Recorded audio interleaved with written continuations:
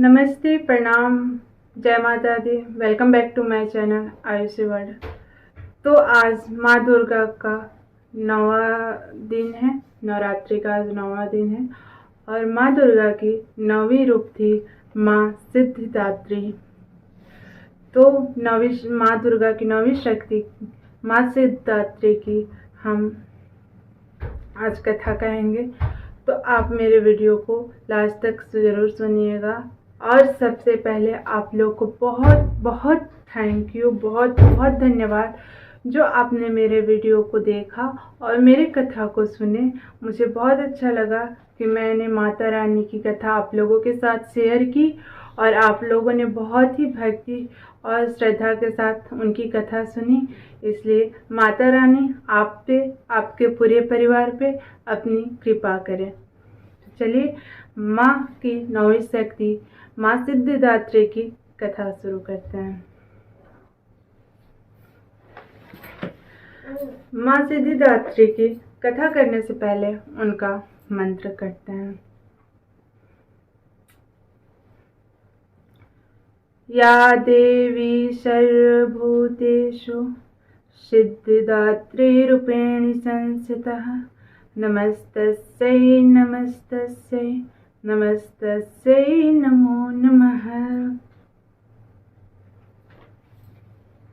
इसका अर्थ है, हे माँ सर्वत्र विराजमान और माँ सिद्धिदात्री के रूप में प्रसिद्ध अम्बे, आपको मेरा बार बार प्रणाम है या मैं आपको बारंबार प्रणाम करता हूँ।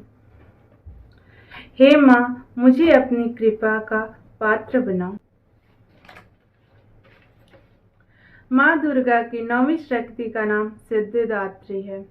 ये सभी प्रकार की सिद्धियों को देने वाली हैं। नवरात्रि के पूजा के 9वें दिन इनकी उपासना की जाती है। इस दिन शास्त्रीय विधि विधान और पूर्ण निष्ठा के साथ साधना करने वाले साधक को सभी सिद्धियों की प्राप्ति की हो जाती है। सृष्टि में कुछ भी उसके लिए आज्ञा नहीं रहा जाता है। ब्रह्मांड पर पूर्ण विजय प्राप्त करने की सामर्थ्य उसमें आ जाती है। 9 दुर्गाओं में माँ सिद्धिदात्री अंतिम है।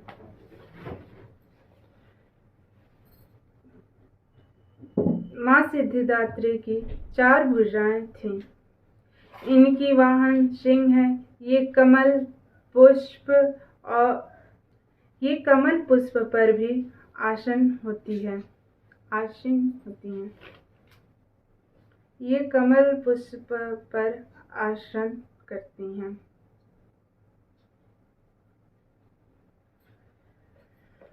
इनका वाहन कमल पुष्प है।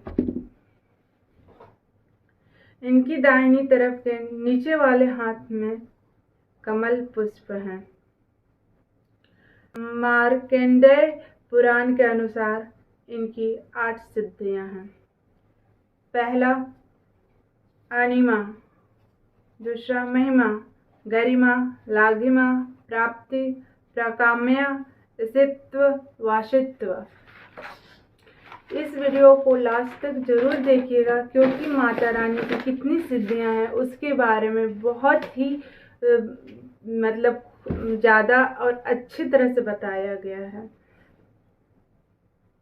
ब्रह्म वैवर्त पुराण के श्री कृष्ण जन्म खंड में यह संख्या 18 बताई गई है, जिनके नाम इस प्रकार हैं: अनिमा, लाघिमा, प्राप्ति, प्राकाम्य, महिमा, ईशित्व, वासित्व।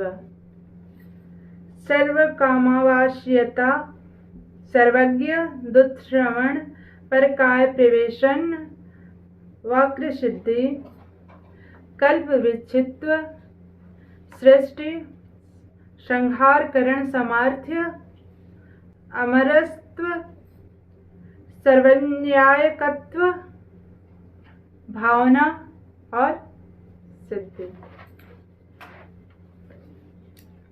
माँ सिद्धिदात्री भक्तों और साधकों को ये सभी सिद्धियां प्राप्त करने में समर्थ हैं। देवी पुराण के अनुसार भगवान शिव ने इनकी कृपा से ही सिद्धियां प्राप्त की थी। इनकी अनुकंपा से ही भगवान शिव का आधा शरीर देवी का हुआ था। इसी कारण वे लोक में अर्धनारीश्वर नाम से प्रसिद्ध हुए थे। प्रत्येक मनुष्य का यह कर्तव्य है कि मां सिद्धिदात्री की कृपा प्राप्त करने में निरंतर प्रयत्न करें, उनकी आराधना की ओर अग्रसर हों। उनकी कृपा से अनंत दुख रूप संसार से निलंबित रहकर सारे सुखों का भोग करता हुआ वह मोक्ष को प्राप्त हो सकते हैं। इसका अर्थ ये है कि जो लोग मां सिद्धिदात्री की पूजा अर्चना ध्यान और साधना करते हैं, उनकी उपासना करते हैं, उन्हें मोक्ष बहुत ही आसानी से मिलती है।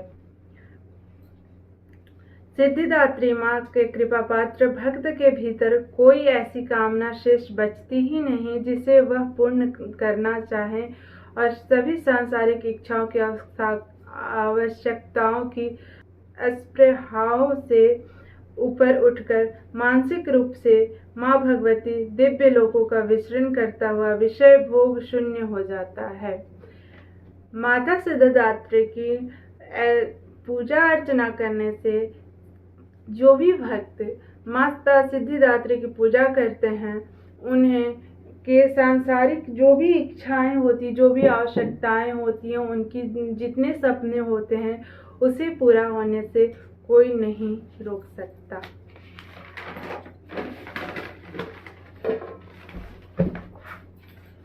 मां भगवती का परम सानिध्य ही उसका सर्वस्व हो जाता है।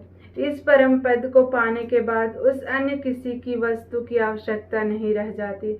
मां के चरणों का यह सानिध्य प्राप्त करने में के लिए हमें निरंतर नियमिष्ठ रहकर उनकी उपासना करनी चाहिए। मां भगवती का स्मरण ध्यान पूजन हमें इस संसार की आश्चर्यता का बोध कराते हुए वास्तविक परम शांतिदायक अमृत पद की ओर ले जाने वाला है। आज के युग में इतना कठिन तप जो कोई भी करता है, वो मां की कृपा पात्र बनता है। अन्य 8 दुर्गाओं की पूजा उपासना में शास्त्रीय विधि विधान के अनुसार करते हुए भक्त दुर्गा पूजा के 9वें दिन इसकी उपासना में प्रवृत्त होते हैं।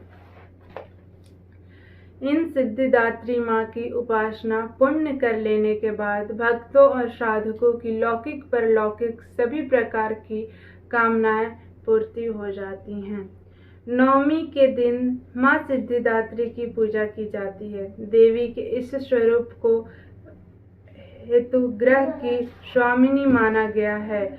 जो जातक 9वीं के दिन मां सिद्धिदात्री की पूजा अर्चना करते हैं, उनके जीवन हेतु केतु का दोष हट जाता है।